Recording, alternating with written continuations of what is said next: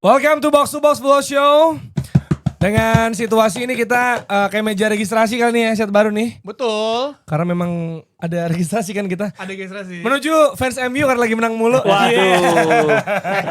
Kalian sadar gak sih? Lihat di apa namanya di aplikasi atau di official Premier kan ada tuh kan LWWWWW gitu ya. Yang hijau 4 kali bertutur siapa? Gila. Ini ada yang bilang di TikTok ya, katanya Tio Godalo sudah evolusi jadi Tio Win. Tadi ada apa ngomong lu? Mau ngomong tadi? Tadi mau ngomong apaan? Tio WS. Ada singkatannya? Tio Win Streak. Gila. Rossi itu Rossi WS juga jadi. Ya, tapi WS gue tuh kagak ada artinya ya. Kagak mohon maaf ya. Nggak ada ya.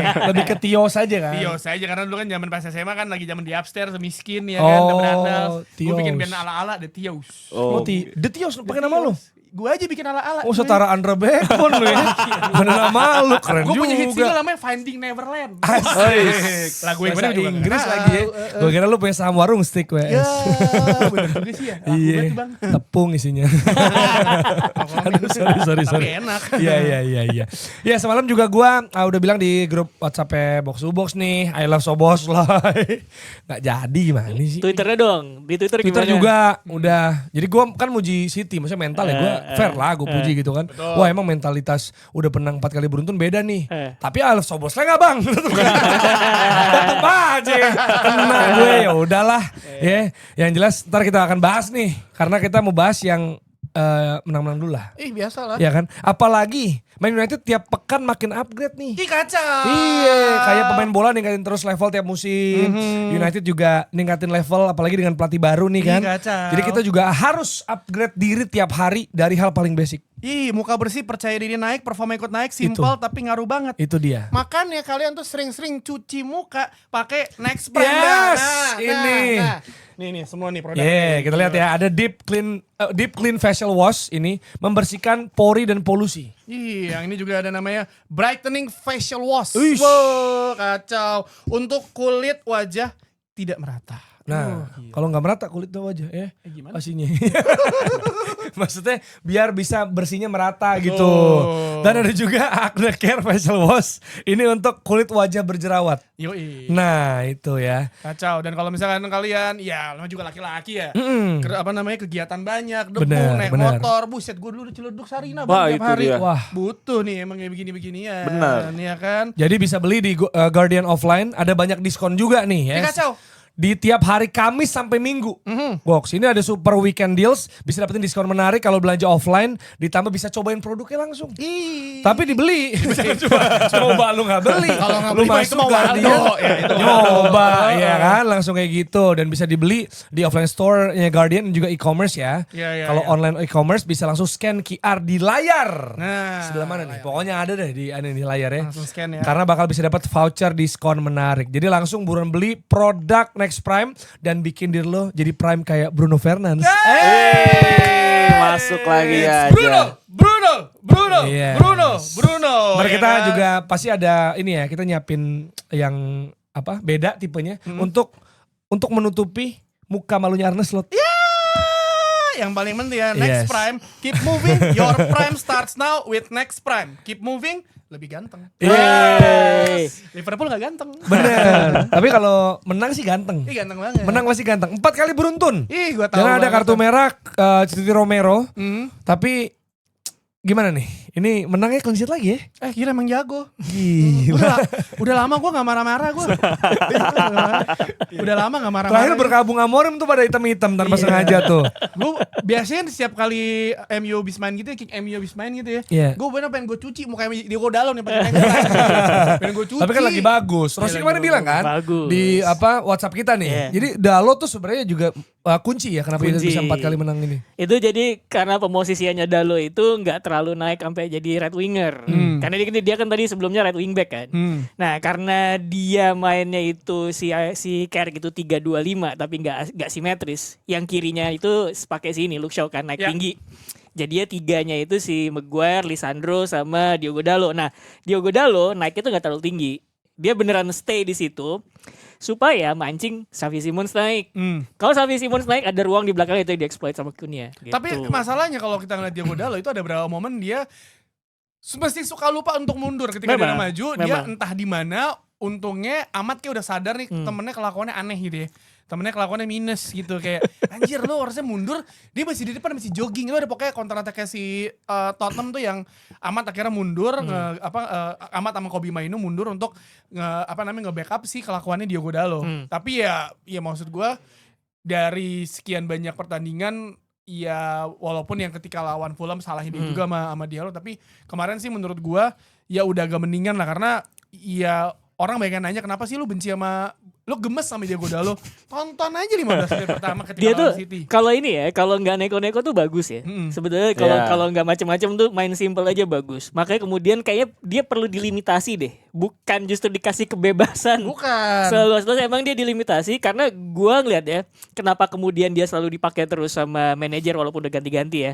Pertama dia tuh fitnya tuh bagus, fitness levelnya bagus. Orang gue baca tuh dia tuh mungkin bukan pesepak bola yang luar biasa, tapi dia atlet yang luar biasa. Jadi beneran selalu fit gitu. Sama yang kedua, ternyata dia secara progresi bola lumayan. Bukan buat creating chances, tapi buat ya udah ngirim bola ke depan aja gitu. Jadi simplicity itu sebenarnya yang harusnya dimanfaatin, makanya dilimitasi aja sebenarnya. Nah dan ini kan ada kartu merah di menit belum ada 30 menit ya, dimana Cuti Romero kartu merah. Nah ini seberapa ngaruh sama hasil akhirnya kan nggak berapa lama setelah itu ada gol dari Mbeumo juga tuh yang katanya gol set piece halal. Ada yang bilang gitu. Ada yang bilang gitu. Set piece halal, set piece haram. Rame di Twitter tuh. Padahal kan sama. Nih lo gol set piece nggak dorong-dorong gitu katanya. Katanya gol set piece nggak usah tawuran. Kok lo yang kesinggung kenapa timnya? Yang iya. Itu yang dibilang haram biasa tim saya. Tapi gimana seberapa ngaruh itu lo lihat di game? Tapi gue ngeliat Spurs sama Thomas Frank ini ya banyak banget masalah mereka ketika menguasai bola. Jadi ketika menguasai bola, ide permainan yang diinginkan oleh Thomas Frank nih menurut gue nggak tersampaikan lah kepada para pemain. Dan ini memang karakter pelatih yang menurut gue sangat mengejutkan sebenarnya di awal ketika dia bergabung sama Spurs ya.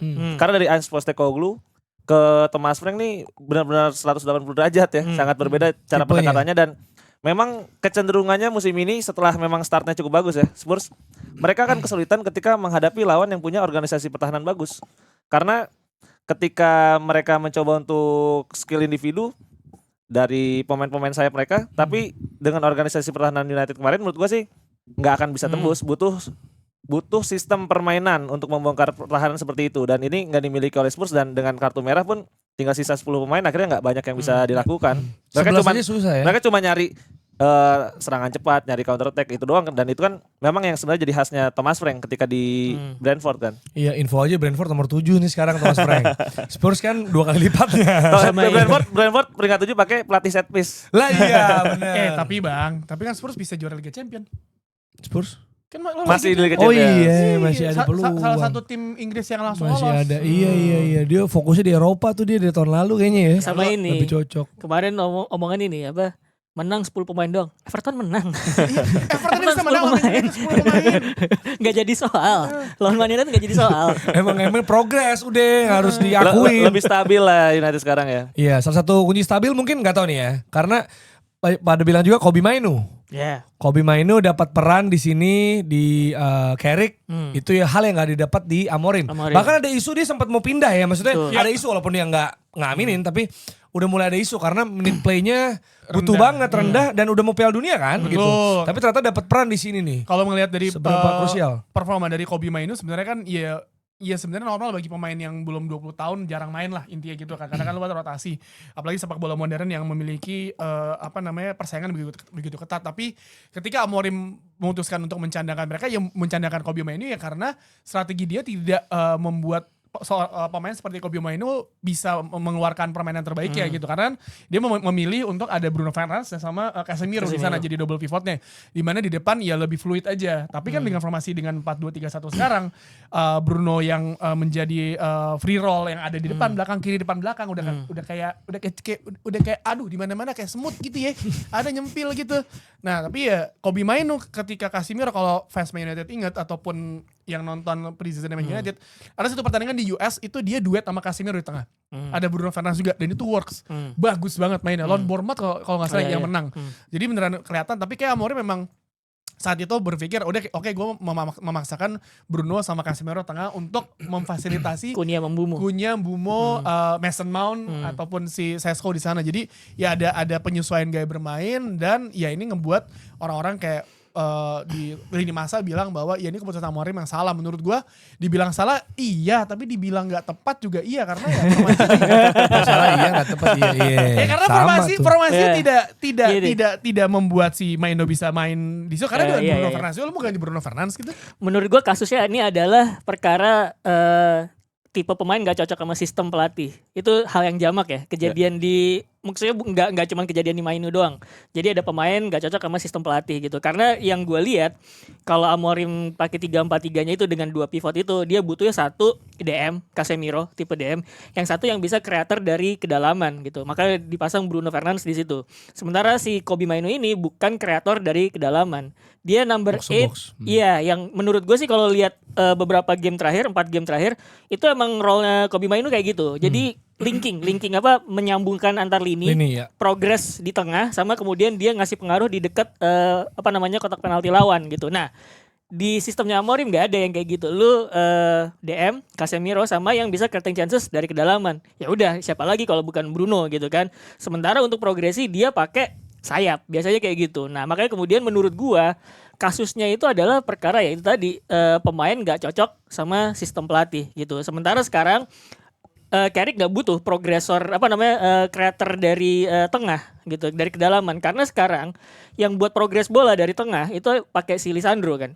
Kalau lo lihat statistik ya dari Arsenal sampai kemarin lawan Fulham, itu Lisandro Martinez itu yang paling banyak progressing passes dari kedalaman gitu. Makanya kemudian sekarang enak udah bisa mainin Kobbie Mainoo gitu. Iya. Jadi kalau dilihat sekarang, misalnya lo lihat ya, ini kan Amorim punya sistem. Yeah. Tapi mungkin pemain yang ada gak terlalu fit sama dia gitu kan. Nah itu dia. Nah ini Carrick memaksimalkan apa yang ada gitu. Itu gak sih yang terjadi sebenarnya? Dan itu kan yang dibutuhkan oleh pelatih-pelatih yang datang di tengah musim sebenarnya. Dia gak punya preseason, dia gak punya uang untuk dibelanjakan yang sebanyak mungkin di awal musim. Karena kan itu yang dibeli oleh Amorim kan. Dia masuk di tengah musim, jelek tuh sampai akhir musim. Tapi dia bilang ini preseason dan juga transfer bakal sesuai dengan apa yang gue inginkan. Tapi sistemnya gak jalan. Nah sekarang Carrick masuk, dia nggak neko-neko, dia cuman melihat nih pemain United ada ini yang paling berbakat mungkin siapa aja yang dimaksimalkannya di mana saja. Jadi kalau kita lihat kan maksimalinnya di Bruno, maksimalinnya di Mainoo, yang jadi kekuatan, yang bukan kekuatan kayak tadi Diogo Dalot. Nah caranya untuk menutupinya seperti apa? Kalau gue lihat sangat mirip dengan Niko Kovac di Dortmund musim lalu sebenarnya. Ketika datang nggak neko-neko, cara permainan mungkin lebih sederhana dengan sistem yang lebih sederhana, tapi hasilnya dapat. Jadi sebenarnya bisa jadi ini belum cara bermain yang Carrick banget ya sebenarnya. Maksudnya kayak bisa jadi Carrick ketika diberi dari awal musim dia punya cara bermain atau sistem gue tuh kayak gini gitu. Karena kan itu yang banyak orang bilang juga soal Arne Slot. Musim pertama tuh masih transisi tuh. Arne Slot yang dia mau, Arne Slot yang dia mau kayak begini nih. Gue punya Wirtz, gue punya Ekitike, gue punya apa? Lu. Malah begitu. Ternyata ketolong pemain lu. Kalau menurut gue, kalau ngelihat bagaimana si Carrick itu dia wawancarain, dia kan kandidatnya 3 tuh. Van Nistelrooy, Carrick sama Solskjaer kan. Menurut gue di 3 wawancara itu pasti dilihat juga lo ide permainannya gimana gitu. Karena kalau kenapa gue pede bilang bahwa ini ada ide permainannya dia, karena udah banyak yang bahas secara in possession, secara out of possession itu sama kayak dia di Middlesbrough dulu gitu. Cara mainnya sama. Jadi menurut gue terlepas bahwa dia memaksimalkan pemain pakai posisi atau role yang tepat, Man United juga ngelihat ini cocok, sistemnya dia cocok buat di pemain yang gue punya sekarang gitu. Jadi dua-duanya ada 2 faktor itu menurut gue. Iya. Dan selanjutnya akan lawan West Ham United tandang ya. Ini ada kesempatan United Strand akhirnya habis deh endorsementnya kalau udah potong rambut ya kamu. Gua ada satu stance yang agak unik ya soal si United Strand ini ya. Maksudnya ya dia kan ketika mulai ini kan dia bilang 5 pertandingan beruntun di semua kompetisi dia akan potong rambut. Ya awalnya mungkin kita pikir seru-seruan nih, tapi kok ternyata ya kalau ngelihat sendiri kadang main Bruno ditanya kan soal ini kan.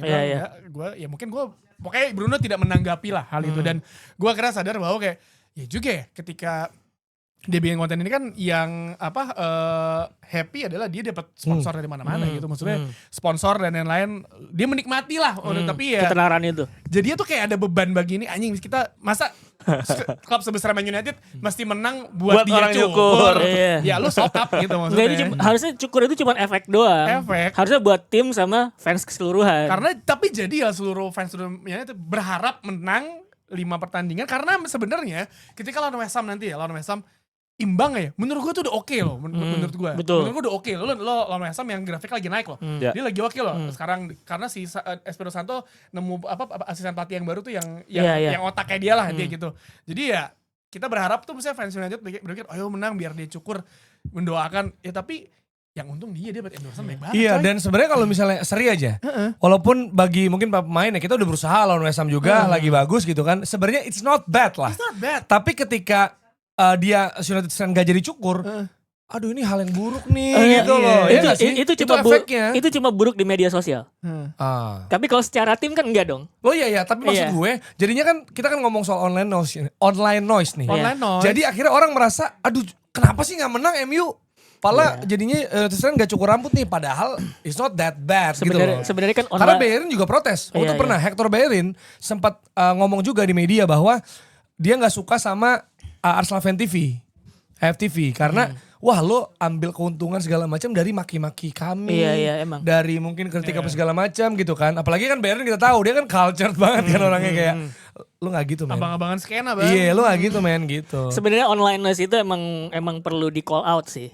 Maksud gue sesekali kita harus bilang bahwa online noise itu nggak penting gitu. Ada hal yang lebih penting di balik itu semua.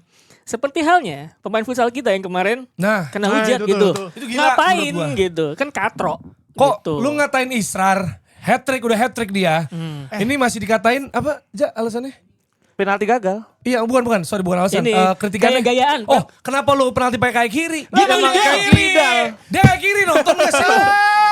Gua cuci juga bukan pakai ini. Itu bagus itu Dia bagus. tidak. Mentang-mentang kaki kanannya bagus ya. Iya. Berarti kan artinya saking kaki kanannya bagus, ngiranya kaki kanan tuh. Padahal emang kidal dia. Kalian tuh nonton gak sebenarnya apa cuma tahu? Oh siapa yang gagal penalti nih? Ayo kita serang. Nah itu. Gitu loh. Karena kan Katro. udah hat-trick. Dan maksudnya anggaplah hat-tricknya kebagi gitu ya, golnya kebagi. Kan peran dia di sistem Hector itu juga bagus banget loh. Dia kita tahu kedalaman squad futsal, ini kan kita bahas di episode lebih lanjut ya nanti yang terpisah. Cuma kedalaman squad futsal tuh bagus banget. Untuk bisa masuk aja ke situ. Kayak timnas Jepang lah. Iya, Timnas bola Jepang kan lu bilang Ros. Jelik tuh susah. Lu main di masuk Jelik ya. ke 23 orang aja squad susah. Iya benar, di level itu sekarang. Iya kan? Iya. Sama kayak futsal tuh kayak gitu. Lu masuk ke berapa? 12 ya? Lebih susah masuk tim dibandingkan lawan Malaysia sekarang lagi berarti gitu. Iya. Jangan problematik itu timnas. Iya. Gak futsal kayak ini juga sama. Bener. Yang itu Bener. pakai Gitu lah pokoknya dah. Pokoknya gitu dah. Dia lebih susah masuk seleksi timnas iya. ya dibanding lawan Malaysia. Iya bener. Jadi itu yang terjadi sekarang gitu ya. Jadi jangan aneh-aneh lah. Maksudnya sampai orang active account ya kalau nggak salah. Kacau. Ini menurut gua Ini balik lagi misalnya kayak budaya banter di Indo.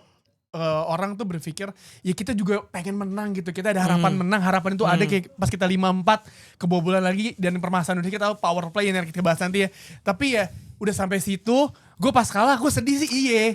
Lu bayangin gue nih ya nonton Man United sama futsal deg-degannya 2 kan. bareng. Wah ini capek banget tuh dada dak gitu. Tapi maksud gue ya udah finalis cuy. iya ini juga Finalis. udah kita semifinal final history. Ini masa gini. Lu bilang kan lawan Iran kalaupun maksudnya kalau ada kalah Dia kalah 4-2, 3-1 udah bagus. masih udah bagus, iya. hitungannya bagus loh gitu setelah sebelumnya kita 5 kalah. sama cuy. Ini 5 sama dan kita unggul duluan terus. Unggul Iya. mulu. Itu. Ya sebelum Iya. gol Cuma pertama. cuma 1-0. Selain gol pertama, sisanya kan unggul duluan terus gitu loh. Makanya menurut gue tuh emang ngeliat sesuatu tuh harus lihat 5 konteks. kali loh, 5 gol loh Konteks. lawan Iran. Jadi buat kawan-kawan yang di media sosial tolong ya untuk kalau misalkan lu ngebanter Iya. ya tahu tempatnya, maksudnya lu main timnas sudah sampai situ terus juga Jenis banter sih, orang tuh kayak Iya. sexual harassment, terus Coba- apa fisik, Iya. bawa keluarga, nggak jelas. coba loh. bayangin lu berani nggak ngomong di depan langsung Iya, orang? jangan pakai akun palsu. Ngomong di depan orang yang langsung kalau nggak digampar lu sama Ya, udah. Aduh, jangan ke situ. Tapi bolanya dipegang Tahu wasit, Bang. arahnya kemana lagi. Tapi boleh dipegang wasit. Ntar kita bahas dah yang episode futsal ya. Di Indonesia mah nggak heran, bayi aja dibully, apalagi atlet. Bayi dibully emang? Ada? Waldo aja dibully bisa bangkit jadi Nah. seperti sekarang. Waldo sekarang red cardnya buset. Buset. Wah aja lu, makanya Lu susah. bayangin aja nih orang ngebully sama kayak Chelsea. Abis dibully kalah sama Arsenal. Garnacho. Mereka bangkit dengan kemenangan lawan Wolverhampton Wanderers. Cole Palmer, itu hat-trick dia. bos. Dia ada ini lagi kayak jalan gitu sambil juggling gitu tuh. Eh. Santai aja. Cole Palmer kayak ngasih paham ke Garnacho. Coy, lihat nih cara mainnya kayak gini. Jangan lu belagu, diem aja, diem. Yeah. Cole Palmer itu kenapa dia gak ngomong? Karena dia males ngomong. Gue rasa. Bener. Lu pernah dia lihat Di interview dulu dia enggak? pernah Dex. jawabannya Iya gimana? benar. Iya gini. Oh iya. It's not my problem. Bocah kampung Manchester itu bang. Tahu Indonesia apa enggak? Enggak tahu. Gitu ditanya gitu. Bocah kampung Manchester. Dia Manchester asli? Manchester ya? dia. Fans MU. Fans Man United. Fans MU, Iya. main di City sekarang Iya. Chelsea. Iya. Oh berarti dia golin ini yang bikin lu dulu kena comeback tuh dia. Dia kan fans MU. Ngalahin MU yang comeback musim lalu ya, 2 musim lalu. Kapan lagi siaran bola kita nangis ya? Iya, kasihan lu. Itu ini postingannya dia di like kan sama Bruno kan. Serious player gitu kan segala macam. Ya, mancing aja Bruno bisa aja lu. Tapi dia juga bilang bahwa dia happy di Chelsea. Dia dibawa Rosenior, katanya menyenangkan dan Rosenior kasih kebebasan ke pemain, bikin pemain pede. Dan memang ini mungkin dampak juga kita tahu Rosenior megang pemain muda juga di Strasbourg dan ini kelihatan sekarang ya ada kebebasan diberikan. Mas. Kalau menurut gue sebenarnya kemarin ada yang menarik tuh ketika ngomongin kebebasan itu sebenarnya ngarah ke taktik atau ke arah pemain, mental pemain gitu. Yang gue baca-baca tuh sebenarnya perkara taktik itu pasti ada yang namanya struktur. Gue percayalah pelatih kayak Rosenior yang udah kelihatan nih beberapa game terakhir di Chelsea itu pasti ngasih struktur. Cuman di dalam struktur ada kebebasan, itu bukan hal yang baru juga gitu. Kebebasannya di mana ya mungkin cara dia ngekspresin permainan, decision making. Jadi kan kadang-kadang kan kalau misalnya yang terlalu kontrol banget, lu nggak boleh gini, lu nggak boleh gitu. Nah itu yang menurut gue agak hampering kebebasan gitu. Ustaz ada komentar soal Chelsea sekarang nih di bawah Rosenior yang orang juga banyak memandang sebelah mata tapi pelan-pelan juga menunjukkan progresi gitu. Ya kalau cara main mungkin ya kalau udah di levelnya Chelsea United sebenarnya bukan lagi soal kualitas pemain mungkin ya. Karena kan pendekatan individu mungkin lebih terasa Bisa, Ke Garnacho Jadi, misalnya. Kalau kita Itu individu ngaruh tuh dia. benar. Garnacho Tapi kan kalau orang udah nggak mau dikasih tahu lagi kan Ya udah susah susah juga. Lu lihat Garnacho mukanya tuh jelek banget kalau misalnya dikasih tau mukanya kayak Gak pakai kok jebol 2 sih Arsenal gitu. Nggak, tapi kalau gue punya teks menarik soal Saking gak dijaga. soal Rosenior tuh. Nah. Rosenior tuh sudah terlihat cukup meyakinkan sejak di Hull City. Iya. Gue orang yang ngerasa Championship tuh levelnya bahkan bisa sejajar dengan 5 Liga Top Eropa. Secara kualitas pelatih ya. Iya. Secara kualitas pelatih Karena karena McKenna, Carrick gitu betul. ya. Di Karena Championship semua. kayak si Kompani. Sheffield Wednesday tahun lalu Danny Roll. Sekarang di Rangers FC juga ya. bagus banget. Jadi menurut gua memang Championship ini jadi tempat buat kemudian banyak pelatih muda untuk bisa berekspresi. Karena mungkin tekanannya nggak sebesar di Premier League. Betul. Walaupun memang pada akhirnya timnya nggak promosi, tapi beberapa justru mereka bisa berkembang di sana. Justru gue lihat yang promosi itu bukan lebih karena kualitas pelatih ya, karena kan kayak Scott Parker juga timnya selalu promosi, tapi dia nggak pernah semusim di Premier League kan. tim Yoyo. Bener, tapi justru yang kayak Carrick di Boro, kayak mungkin Kompani. Frank Lampard lah yang pas dulu di Derby County gitu. Coventry sekarang. Bener, Kompani di Burnley. Nah itu yang kemudian mereka bisa berkembang dan Rosenior dapet jalan yang cukup pas sih dari Hull City ke Strasbourg, sekarang ke Chelsea. Dan kemarin yang lucu tuh yang pas Termasuk, tapi kalau gitu Enzo Maresca juga Leicester ya sebenarnya. Iya, benar. Tapi kan pelatih bagus Iya, ya, benar. Enzo Maresca. Michael Ya. Carrick juga kan. Nah, tapi yang lucu kemarin Senior yang pas lawan Arsenal, yang bola mau dikontrol sama dia, itu jadi bercandaan pemain Chelsea. Maksud gua pemain Chelsea udah Sudah bercandaan tahu kayak, ya. lu bener pemain profesional gak sih? Lu bisa bisa kontrol bola. Maksudnya Iya. ternyata udah secair itu, dan itu kan emang dibutuhkan di tim-tim yang pressure-nya tinggi banget lah. Lo nggak bisa lo tuh nggak bisa mengesampingkan bahwa pressure dari manajemen tinggi, apalagi kalau hasil lo nggak bagus. Dan kalau kita ngelihat kesampingkan hasil dari Piala Liga lah, Carabao Cup. Rasanya doing a good job, dia did a great job gitu so far ya. Iya. Dan kalau pelatih itu kan tadi ya, kalau di Championship nih anggap berbeda pelatih sama pemain. Kalau pemain lo akan berusaha adaptasi sama persaingan di tim itu sendiri. Nah kalau pelatih mungkin lebih ke ada adjustment dari segi seberapa lo bisa main filosofi lo. Karena beda nih. Mungkin kalau timnya lebih banyak kayak Championship kan tadi lu bilang ada kesempatan mereka untuk explore, untuk apa gitu kan, intensitasnya juga ya mirip-mirip. Nah kadang kalau tim baru promosi tiba-tiba udah ketemu yang kayak City, ketemu kayak Arsenal. Nah akhirnya opsinya terbatas mungkin ya untuk eksplorasi. Betul. Sehingga memang kayaknya main low block deh. Ada sih pelatih-pelatih yang kayak Bielsa gitu kan bodo amat gue main ya kan. Atau kayak siapa terus. gitu. Pasti kan gas terus cara main gue gini. Iya. Dibantai. Leeds main terbuka sekarang pelatih sekarang juga kan. Huddersfield dulu, Huddersfield. Huddersfield juga. Norwich Gitu. City. Ya, itu kan Sama naik Varga turun. juga itu. Farka juga. Iya. Burnley-nya kompani yang baru promosi Iya, juga iya, kacau sama. tuh. Iya. Iya, jadi memang itu ya. Maksudnya perbedaan mungkin di situ Iya, ya. iya. Dari segi gimana mereka adapt, gimana mereka adjust untuk lawan pelatih-pelatih lain yang udah biasa di Premier League. Karena itu ngaruh banget sih. Betul, makanya kemudian menurut gua ngelihat pelatih itu bukan sekedar result tapi implementasi ide sebenarnya. Itu kan kenapa kemudian orang kok kompani sih? Kan dia Iya. cuman di Burnley gitu. Bisa jadi kan orang lihat idenya ini jalan.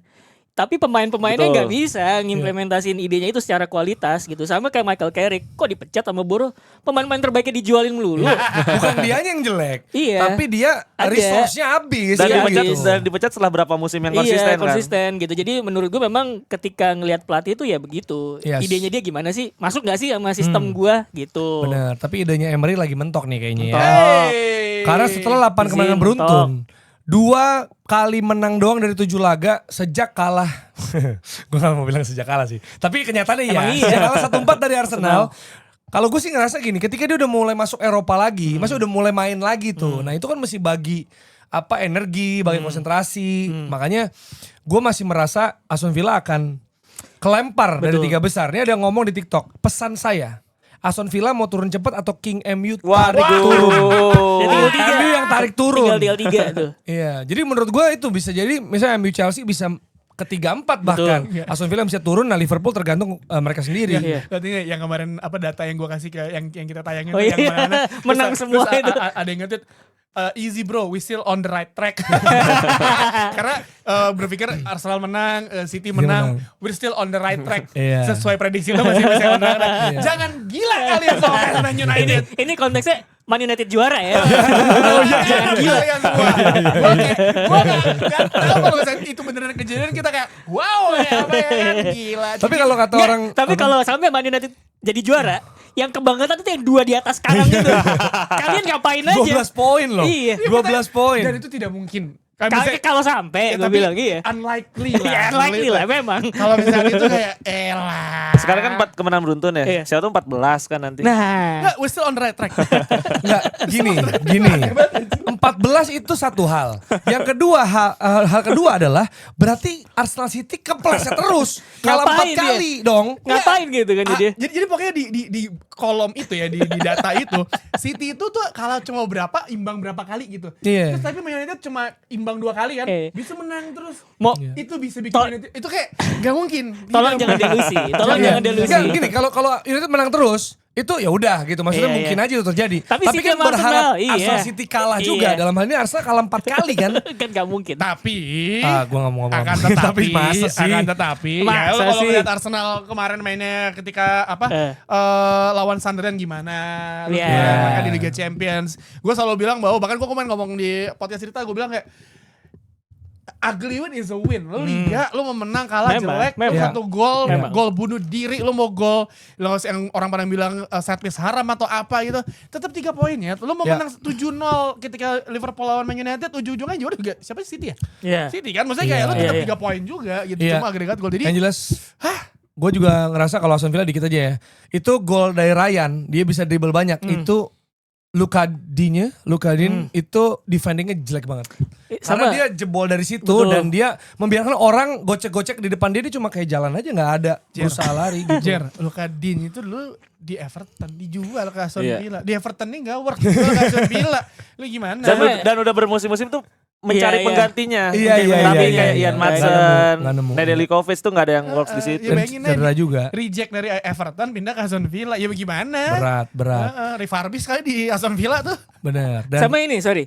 Aston Villa itu jelek karena kalau lihat lawan-lawannya itu nggak ada yang ngasih mereka ruang. Karena kalau misalnya lawan tim gede itu mereka nunggu Ya. sampai ada ruang dari Counter. lawannya di counter gitu. Nah itu sebenarnya. Makanya Yes. nggak sustain. Dan juga kalau dari Arsenal tadi udah dibahas soal Arsenal ya. Menang 3-0 lawan Sunderland dan City juga menang lawan Liverpool. Kita akan bahas Arsenal dulu nih, di mana mereka menang Main duluan menyenangkan.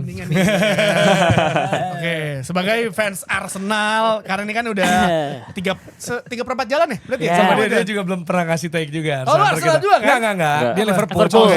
Gue take dia kan kita belum dengar. Oke, ini berarti udah hampir 60% liga berjalan, Jer. Iya kan, 60% liga berjalan.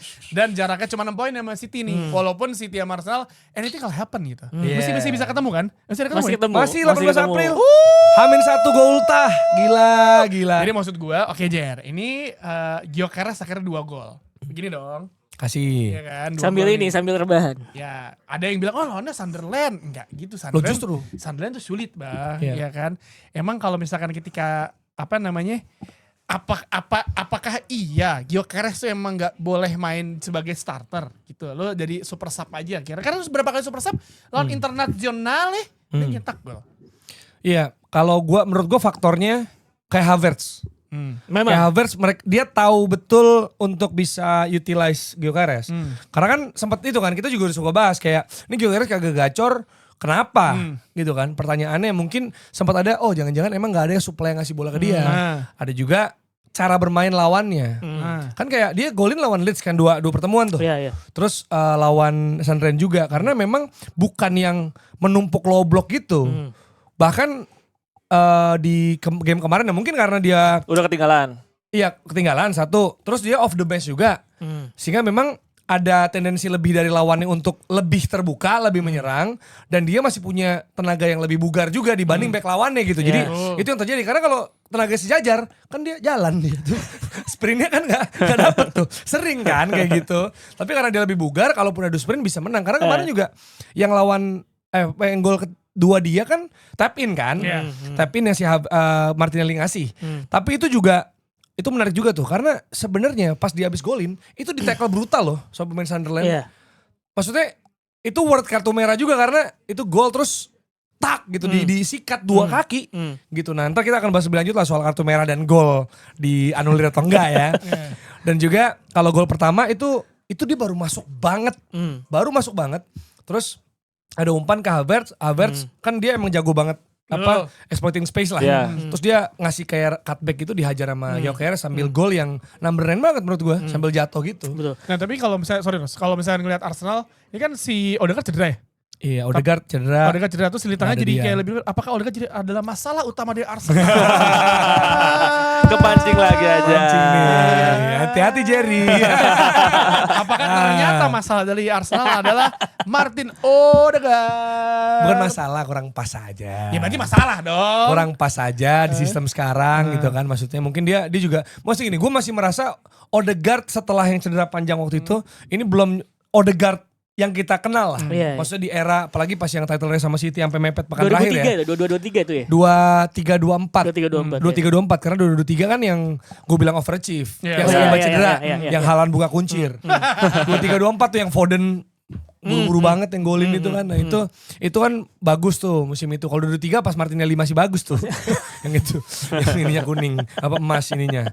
Kalau sekarang kan ya dia super Itu sub. temen gitu. Anda. Iya, itu kan Temen Anda itu, super bro. sub gitu. Ya jadi lebih direct sih gue rasa ya. Odegaard tuh kan cenderung mendelay.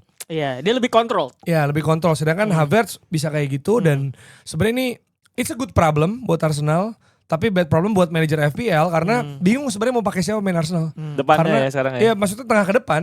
Karena every player can score. Sekarang which is good untuk title race. Zubimendi tapi bagus juga 2 kali pertandingan golin kan. Tapi kan orang gak kepikiran pasang Zubimendi sebagai Buat golin, pemain FPL kan. Mungkin Declan karena harapannya dari Free kick, corner atau free kick gitu. Siapa yang berpikir Zubini akan nyetak 2 gol? Iya gak ada yang mikir gila. Orang nggak yang ada ngasih yang umpan ke Bumo. Nah, asis dia. Mungkin dia benar setelah cuci muka pakai Next Prime. Nah, tapi gimana Za? Lo ada ini nggak pendapat soal Arsenal ini?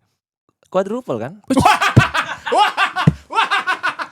Gila nih orang nih. Gue sejak 2 bulan yang lalu loh. Ya Quadruple. bisa. Setiap- Anything could happen. Iya, gue orang yang percaya Nih, Arsenal Lu fans bakal Liverpool, itu kata yang haram itu disebut.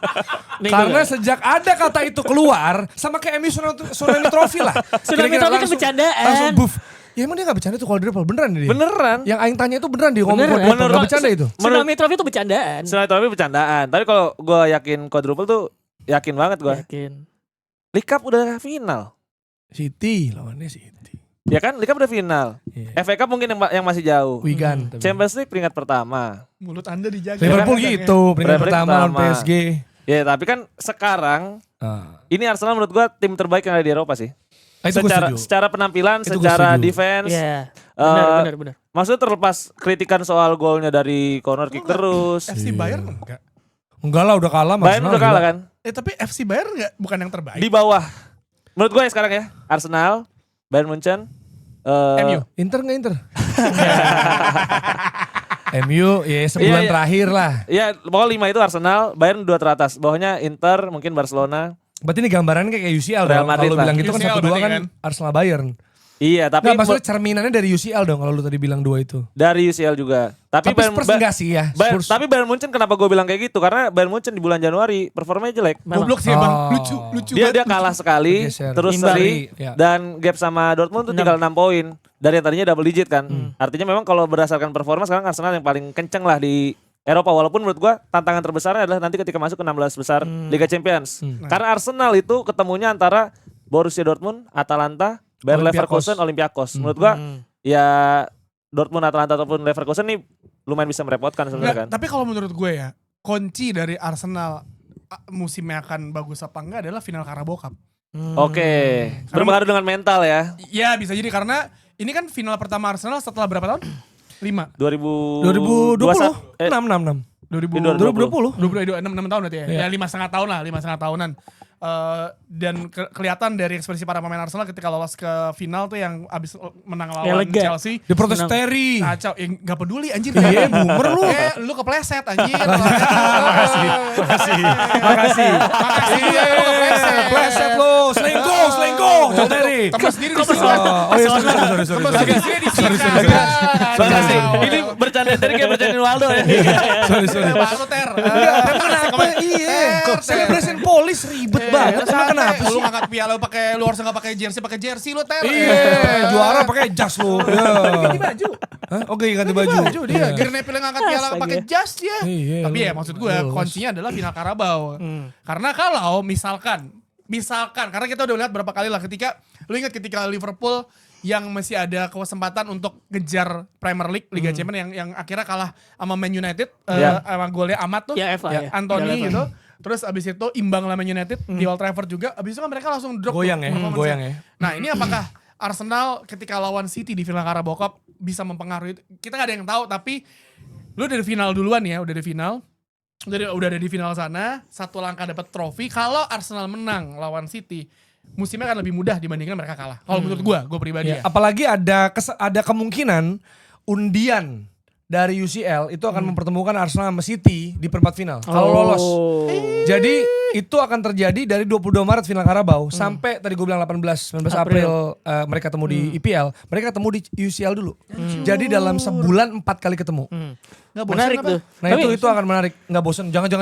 Ini menurut gue paralel ya. Ada Paralel. opsi Olympiakos Dortmund kok ngapain City. Ini Ada Bodo Glimt kok opsinya kok City. menurut gue paralel. Musim kemarin Liverpool juara, United itu posisi 15. Sekarang Arsenal juara, Spurs di mana sekarang? 15 kan? Enggak lu mulai cocok logi gua. Jangan cocok lagi. Hati-hati. Spurs itu masuk Liga Champions. Harus hati-hati. Dikasih Man Iya, United Liga. gak pakai kiper mainnya di Iya. final. Tapi ini karena Arsenal sebelum kita bahas ya Liverpool City. Ini terakhir gue nanya soal Arsenal nih. Kan dari POV fans Arsenal banyak merasa memang ini Havertz ada di saat yang tepat juga. Betul. Apalagi Ya. Merino 3 bulan cedera, Saka juga cedera dan ya sebenarnya kalaupun dia main performanya gak sebagus itu. Odegaard kita tahu memperlambat tempo.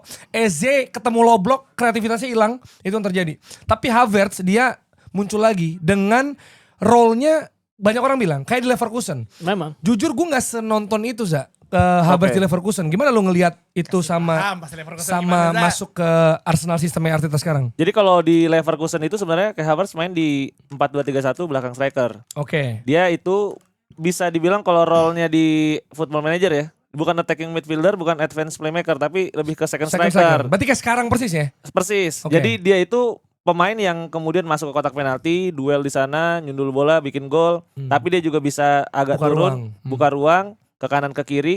Dan memang kalau gua lihat lumayan mirip. Tapi ini jadi satu perdebatan yang nggak pernah ada ujungnya sih sebenarnya. Karena menurut gua bagus di dua posisi. Havertz di striker bagus, di attacking midfielder bagus, tetapi nggak ada yang dia benar-benar memang go banget gitu loh.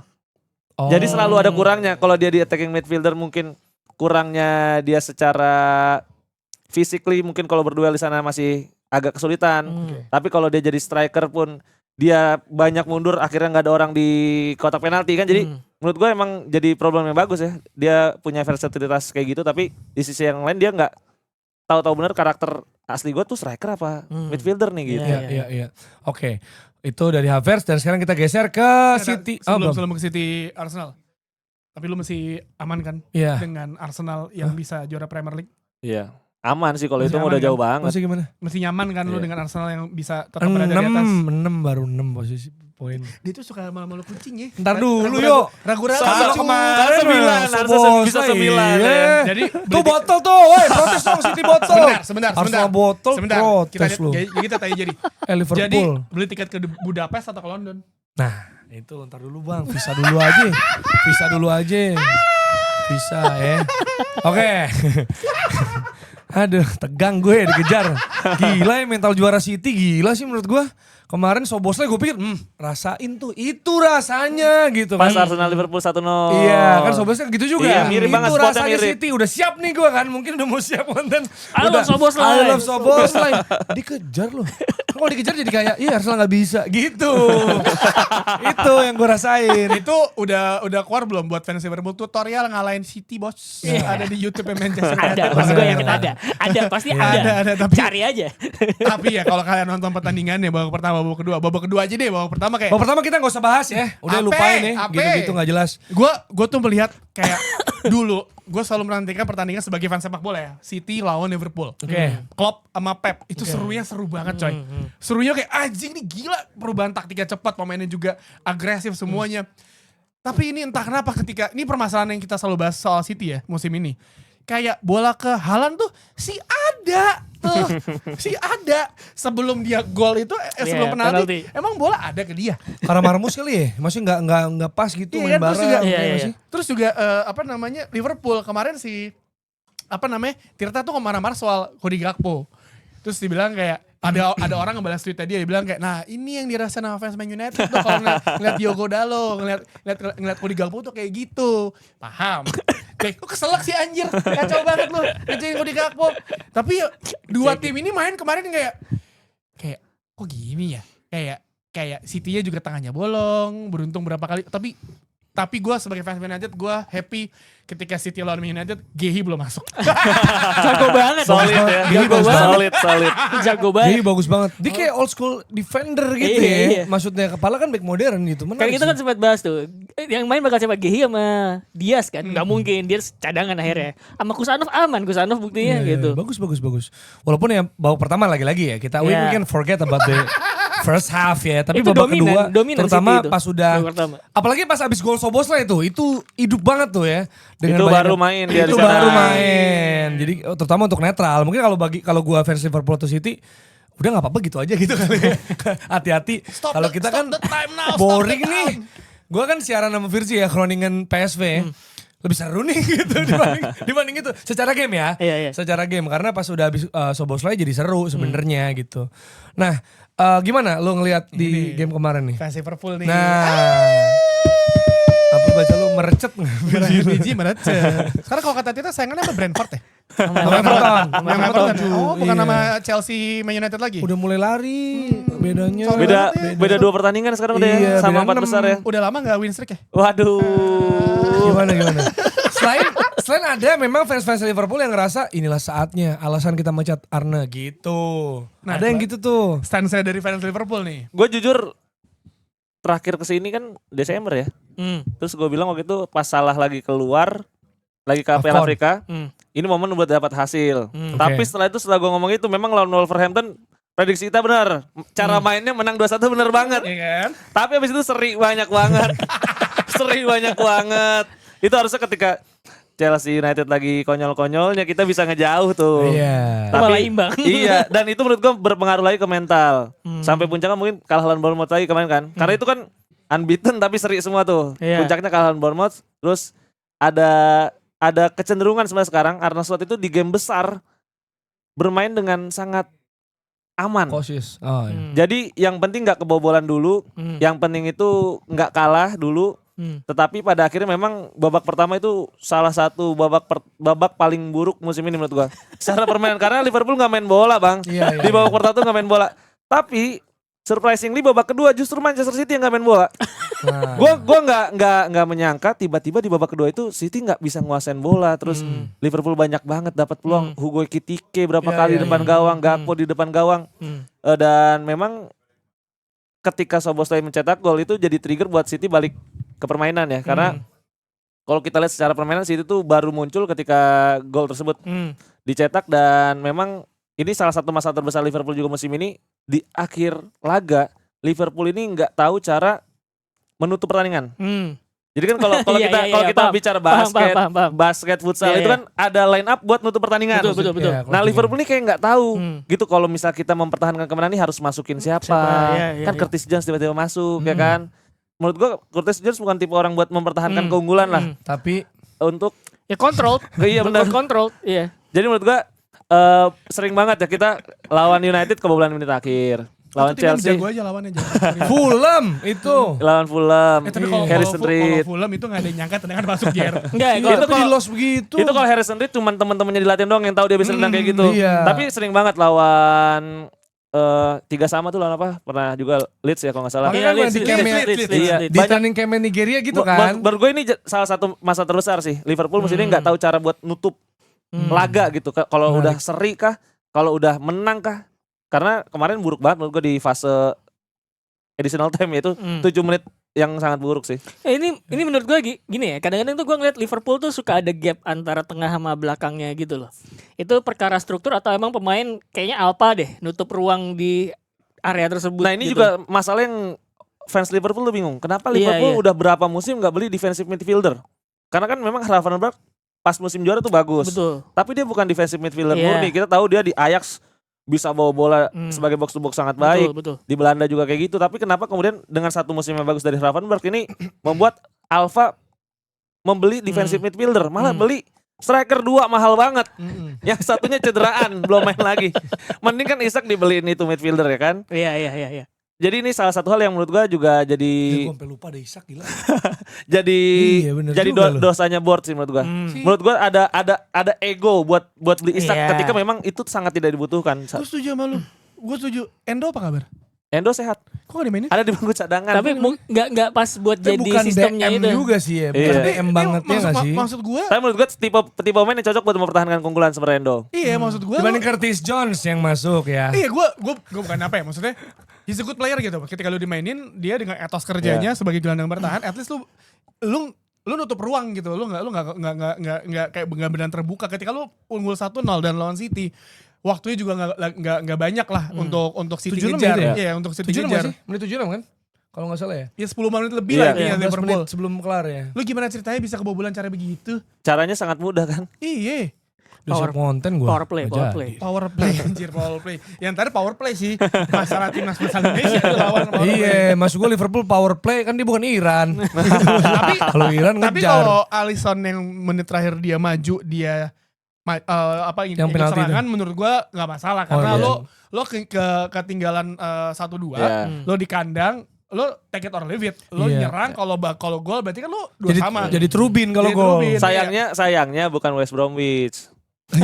Oh iya gue sempat golin sempat. sayang tapi lo Iya. mesti lihat itu hal kenceng banget coy larinya itu Bernardo Silva buangnya ngasal lagi tuh ke Iya, depan iya. ngasal Haaland udah ngelewatin Szoboszlai karena Szoboszlai anjing lu kembut banget lu tarik aja terus udah gitu dibalas tarik lagi sama Haaland kayak bocil SMP main di lapangan galak puri situ aja Nah ini Nah ini banyak perdebatan nih ya soal ini. Jadi Eh. banyak yang merasa rugi dua-duanya. Keputusannya rugi dua-duanya. Liverpool kartu merah yang mana nggak bisa mainin Szoboszlai harusnya kan ya. Kalau secara rules. Dan direct ya. Dan direct. Terus Haaland juga City golnya dianulir. Gitu. Yang mana kita ngomongin title race, selisih gol itu juga Ngaruh. berpengaruh gitu. Jadi keduanya merasa dirugikan lah dalam hal ini gitu. Tapi gimana soal rules mungkin ada penjelasan? gue sebenarnya juga mempertanyakan itu kenapa Oke. pemainnya di Gua- kartu merah terus kemudian jadi Gue bisa menjelaskan. Nah, ini dia Berdasarkan rules of the game, keputusan wasit 100% tepat. Yang kemarin ya? Yang Yang kemarin. Oke. Jadi VAR itu kan bisa mengubah 4 hal. goal or no goal, kemudian juga direct red card, penalti, sama misidentity. Oh ya. Jadi ketika ada proses gol, maka VAR harus mengecek apakah golnya sah atau enggak.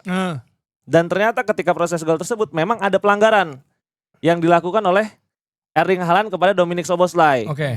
Jadi keputusan duluan. Nah, entar dulu, kan keputusan awal. Berarti kan keputusan goal or no goalnya no goal.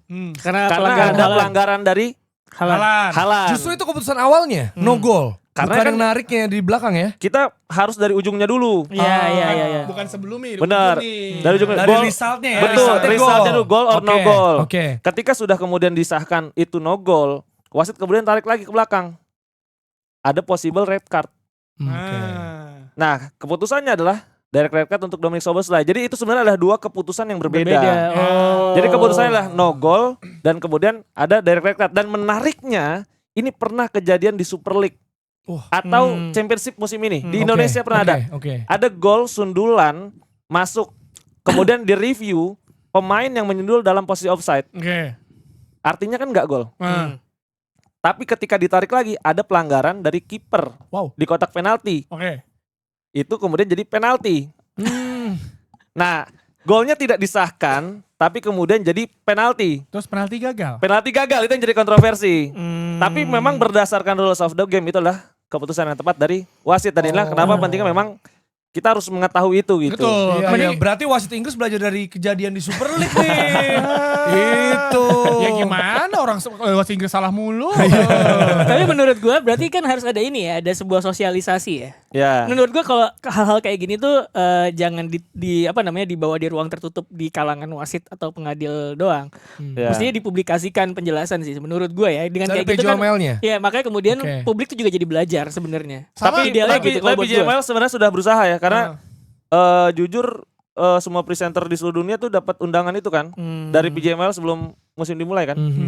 Tapi ini maksud gua kalau kayak Pep akhirnya bilang kan harusnya ya gol aja. Szoboszlai kartu merah. Kan sebenarnya bisa lo gol disahkan tapi nggak usah kartu merah atau kartu merah nggak gol gitu. Pilihan itu kan terjadi lah. Tapi sebagai fans yang kita menggunakan Erling Haaland di Fantasy Premier League, kita selalu berharap itu gol. Iya. Tapi itu Cherky kan?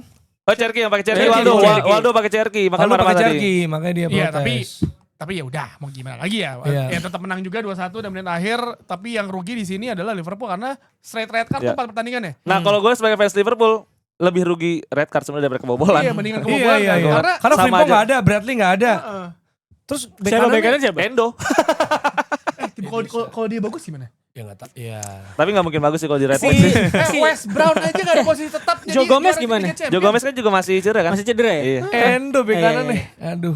Iya kalau enggak Joe Gomez, Endo di situ. Tapi gini, dari tadi kita lumayan happy ke Liverpool nih. Pasti ntar protesnya orang nih, Liverpool ya City yang menang enggak dibahas. Oke. Ini kan pasti selain Liverpool juga tadi misalnya nggak bisa pertahankan keunggulan, ada ya tadi faktor kartu merah juga dan sebagainya. Oke. Tapi di sisi lain pasti kan City melakukan sesuatu nih. Sampai akhirnya mereka bisa menang.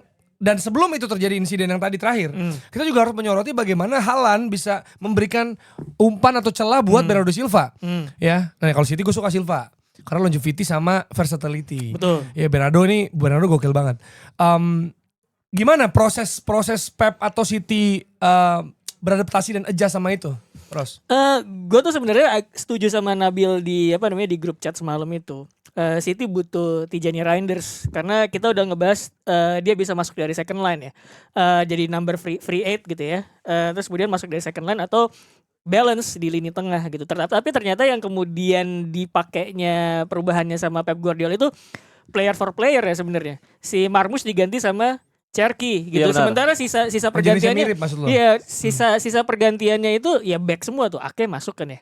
Terus kemudian Ruben Dias ya gitu. Jadi gue pikir sih sebenarnya Pep juga cautious, main aman gitu. Karena ya udah gue pengen tengahnya tuh cukup si O'Reilly, terus kemudian Bernardo, ya udah gitu. Sisa di depan untuk attack gitu ya udah gue pakai yang pada bisa movement aja, dribble segala macam, cukup di itu doang. Padahal menurut gue itu kenapa kemudian babak pertama itu menurut gue agak membosankan. City tuh kontrol sebenarnya itu ya. Babak pertama itu dominan tapi nggak punya cutting edge ya di lini depan. Menurut gue itu kurang satu pemain yang bisa nge-stretch gitu loh. Kurang ambil risiko ya. Ngambil risiko gitu. Mungkin tapi dia percaya gitu. Pemain gue yang bisa ambil risiko udah cukup banyak. Ada Marmush, ada Semenyo juga di situ. Jadi berarti nggak ada adjustment yang terlalu gimana dong sebenarnya. jadi Cuma karena pergantian personal nih. Berarti bukan iya. maksud gue City bisa comeback itu bukan karena adjustment yang sangat ekstrim. Menurut gue kuncinya di Bernardo gitu karena Pep udah percaya ya udah cukup Bernardo aja jadi free agent-nya. Oke, berarti gitu. ini adalah kemenangan bounce back dari individual player. Dan menurut gue Pep Guardiola tuh cukup sering gitu kalau merasa gue nggak kok ini cukup buat ngubah hasil pertandingan. Gue percaya sama pemain gue tuh sering. Dia kan beberapa kali juga gitu kan nggak pakai pergantian pemain sama sekali bahkan pernah loh gitu. Itu jadi bukan sesuatu yang di luar kebiasaannya Pep Guardiola menurut gue. Iya, dan juga kalau misalnya lihat sendiri City masalahnya sebenarnya sebagai orang misalnya lu nggak mesti ngedalamin sepak bola banget udah tahu masalah City adalah nggak bisa kasih bola ke Haaland, udah gitu doang. Semua ditutup channelnya untuk Haaland ke sana dan Haalandnya nggak benar. Itu dulu deh, maksudnya diselesaikan dulu karena lo sesimpel lo minjemin Jack Grealish ke Everton, which is dia pemain ya mungkin dia udah nggak prime tapi dia pemain yang bisa unlock positioning juga umpan-umpannya. Lihat di Everton dia gimana sekarang. Iya karena Haaland tuh gak bisa bekerja sendirian, udah. Bener. Kayak Gyökeres. Iya, masih ada mirip umpan ke sono. Mirip. Badannya sih Mirip. Produktivitas kurang. Haaland kalau sprint menang. Gyökeres enggak. Oh itu emang monster dia mah. Lu lihat Dortmund deh, lihat lu. Haaland di Dortmund tuh gila. Enggak, Haaland tuh kalah lari bisa benar. bisa ngejar. Itu bola saya emang pelan aja sih Bang. Ada nosnya dia gitu. Gyökeres kok poninya berat. Langkahnya gede banget Bang. Siapa? Haaland. Gyökeres poninya berarti. Barcelona menang lawan Mallorca 3-0, Madrid menang lawan Valencia 2-0, selisih poin tetap sama 1 poin. Ini game yang kata Waldo ngantuk ya. Karena pagi-pagi tapi Carreras gue cek banyak orang golnya bagus. Kalau Mbappe ya udah 50 gol deh. Buat dia udah 38 nih. Tinggal 12 lagi. Dari Serie A Inter unggul 8 poin atas Milan dan 9 poin dari Napoli setelah menang 5 lawan Sassuolo. Nah ini penting banget untuk di Liga. Lagi-lagi gue akan bilang Inter mungkin ketika lawan tim yang sama-sama tim besar atau pesaing susah mungkin mereka kalah, mungkin mereka seri gitu ya. Tapi mereka memaksimalkan ketika lawan-lawan tim middle dan di bawahnya, mereka tuh selalu menang. Maksudnya nggak selalu sih, cuma maksudnya seringnya gitu. Lawan Cremonese Milan kesulitan, lawan Pisa Milan kesulitan, mereka bisa ambil bagus. Sassuolo kita tahu Napoli susah. Iya kan? Jadi bro. Mereka bantai 5-0. Ini statement lah. Ini Napoli menang Sassuolo ya. Napoli lawan Genoa 3-2. Itu nyaris 2 sama juga itu. Iya. Jadi Milan nggak main di hari pekan kemarin ya. Lawan Como karena San Siro dipakai opening ceremony Olimpiade musim dingin. Jadi harusnya beda 5 tapi sekarang jadi beda 8 gitu. Dan itu sebenarnya diprotes lagi ada protes di Milan. Dan itu 2 match terakhir main hari Selasa ya. Milan. Diprotes sama penduduk Milan, ngapain sih ini ada Olimpiade musim dingin di di kota Milan, itu satu. Yang kedua, ketika mereka nggak bisa main di San Siro tadinya, itu pengen dipindah pertandingannya. Lo tau dipindahnya kemana? Ke Perth. Lah Australia. Oh iya benar. Iya benar itu. Milan Como itu ya. Nah tapi akhirnya ngapain gitu? Gue nggak mau gitu. Akhirnya udah diubah, nggak main terus diganti ke tanggal 18 itu. Jadi padat jadwal orang. Itu dia. Makanya tapi yang protes itu bukan cuma Milan, penduduk kota Milan, bukan AC Milan doang, penduduk kota Milan tuh juga protes juga ada itu. Iya, tapi sebenarnya ini malah untungan buat Inter ya, ada 8 poin ya. Milan kan mesti jadi ada pressure tuh karena mesti nunda. Dari Bundesliga, Bayern menang 5-1 lawan Hoffenheim, udah kembali ke jalur kemenangan lah setelah kemarin sempat kepleset. Februari Bang. Lucu hat-trick ya. Dortmund makin sedih fans Liverpool. Luis Diaz. Iya. Itu salah satu masalah Liverpool adalah Luis Diaz dijual tuh udah. Enggak, maksudnya Harry Kane sama padahal Bayern mau Gakpo juga loh waktu itu. Ini Gakpo aja gitu ya. Gakpo aja. Tapi Arne Slot mungkin. Belanda nih. Luis Diaz ambil gila. Maksudnya si siapa namanya? Kanan Olise. Oh ya Olise sama Harry Kane aja udah gacor. Tambah Luis Diaz di sisi sebelahnya, maksud gue terlalu OP. Apakah ini akan menjadi musim ketiga Harry Kane dan 2 gelar liga? Harry Kane nih malah bisa mecahin rekor ya. Lewandowski atau siapa ya? Iya, gol terbanyak. Total sekarang berapa? Sekarang udah 20 berapa ya? Gue bayangin aja dulu ketika di Premier League yang backnya sekacau sekeras dia itu. 30 gol bisa. Iya benar. Bundesliga lagi. Nah, Bundesliga sempat ada fase 18 gol udah jadi top skor. Iya. Tenang aja. Berarti di Piala Dunia 10 gol. Wah. Kalau itu gimana ya. Gak tahu. Gak ada kepentingan dia orang di Jerman. Inggris. Ya kan mereka masih nama Klose. Tapi siapa tahu dia apa gol banyak sama siapa Panama ya lu kena ya? Inggris ya? Atau siapa ya? Dia 10 gol tapi gak jual bisa loh. Klose Arab Saudi anjir. Gol banyak tuh yang ngebantu. Iya. Bisa aja kan maksudnya Harry Kane 5 gol, 6 gol lawan siapa tapi susah tuh pas semifinal bisa aja. Tapi yang nyata gol Jude Bellingham nanti. Aduh. Iya Declan situ lagi. Itu ada pertanyaan dari Waldo juga. Ya udah, ini karena ada Reza di sini ya. Kemarin kita sempat berdebat soal Slotterbeck. Emang ngaco nih dia. Kata Waldo overrated. Lu sebagai Spiltak nih Bundesliga, gimana lu ngelihat Slotterbeck? Pandangan Broto Waldo ini. Broto Waldo. Gue sih support, gue Slotterbeck bagus. Menurut gue sih Slotterbeck 5 atau 8 lah biar aman ya. 8 back tengah terbaik di dunia saat ini lah. Karena menurut gue Slotterbeck tuh paket lengkap sebenarnya. Dia bisa Gak bisa nyundul kata Waldo. Bisa nyundul gak? Kalau bola udara tinggi gak bisa nyundul gitu kata dia. ya sebenarnya itu satu hal lah. Kalau itu benar ya, itu benar. menurut gua enggak, itu benar menurut lo. Valid yang itu. Tapi kan main di Dortmund. Dortmund gampang ngebobolan dari situasi set piece. Bukan cuma dia doang, emang timnya kurang. Tapi menurut gua secara nyebelin banget. Tapi dia kan golin sundulan juga, Do. Iya, Do. Beberapa match terakhir kan golin juga dia. Enggak ada ngomongin golin sundulan, defense sundul. Valid gak? Jerry, valid. Iya. Rudiger pas lawan City menang gara-gara Rudiger. Tapi top 8 defender loh. Tapi menurut gua Slotterbeck enggak overrated kan. Overrated itu kan di rate secara berlebihan. Kita balik secara harfiah dulu ya. Jadi overrated itu kan di rate secara berlebihan. Sedangkan Slotterbeck atau Lukeba? ya Slotterbeck lah. Lukeba makin bela. Ke Bali lu. Kalau Slotterbeck itu paket lengkap ya. Dia build up bagus banget terus juga Lukeba. Gua ngeliat banget gua perbandingannya. Virgil van Dijk prime versi kayak kiri aja sebenarnya kalau Slotterbeck. Jadi dia kokoh bertahan, duel bagus, terus mengambil keputusan juga berani. Gua nggak bilang bagus ya, mengambil keputusan berani karena kadang juga jadi penalti gitu. Tapi memang secara paket back tengah modern lengkap banget. Emang sana Van Dijk gak prime lagi? Wah, jadi ini pose terus. Iya, dia pose. Kata Waldo bagusan Hausen daripada Slotterbeck. Tapi kalau sama Lukeba sih masih 2 level di bawah. Hausen dia bilang. Slotterbeck sama Johnny Evans gimana, Do? Enggak, Do. Orang gimana sih namanya aja ada back. Masa enggak jago sebagai back? Namanya ada B-nya back. apa back? Iya. Dan juga ada update dari Kanjuruhan. Update Kanjuruhan kalau secara berita nggak ada, tapi nggak henti-henti kami mengingatkan bahwa keluarga korban itu juga masih terus mencari keadilan. Nah itu yang penting. Persija kalah sama Arema ya? Kalah. Ya udah nggak usah. Udah kita ketemu lagi di episode nanti di hari Kamis. Terima kasih untuk Next Prime. Semoga terus muncul di prime time. Yes, di prime-nya box to box ya. Dan juga di next episode. Yeah.